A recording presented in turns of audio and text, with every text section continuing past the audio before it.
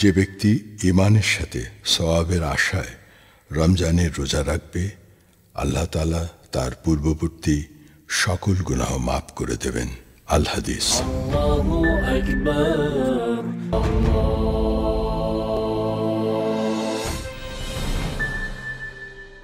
আলহামদুলিল্লাহ ওয়াসসালাতু ওয়াসসালামু আলা রাসূলিল্লাহ।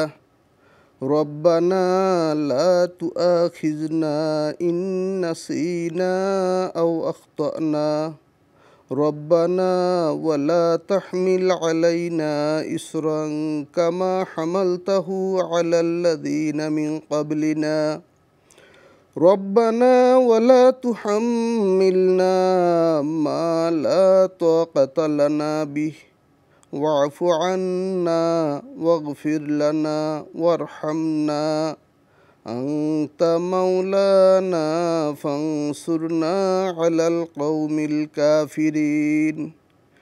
রব্বি ইজআলনি মুকিমাস সালাতি ওয়া মিন যুররিয়্যাতি রব্বানা ওয়া তাকাব্বাল দুআ রব্বিরহামহুমা কামা রব্বায়ানি সগীরা। আল্লাহুম্মা ইন্নাকা আফুউন তুহিব্বুল আফওয়া ফা'ফু আন্নি ইয়া কারীম।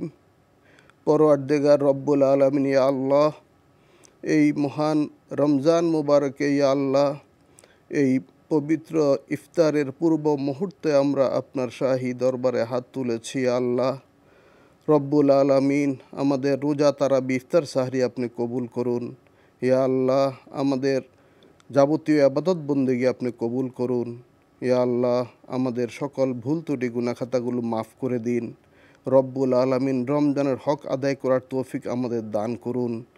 ইয়া আল্লাহ, রমজানে সাহারি, ইফতার, এতেকাফ সহ কোরআন তেলাওয়াতের মতো গুরুত্বপূর্ণ ইবাদতগুলো আমরা সহিভাবে পালন করার তৌফিক দান করুন।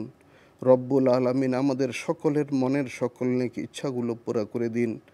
হে আল্লাহ, বাংলাদেশের উপরে আপনি খাস রহমত বরকত নাজিল করুন।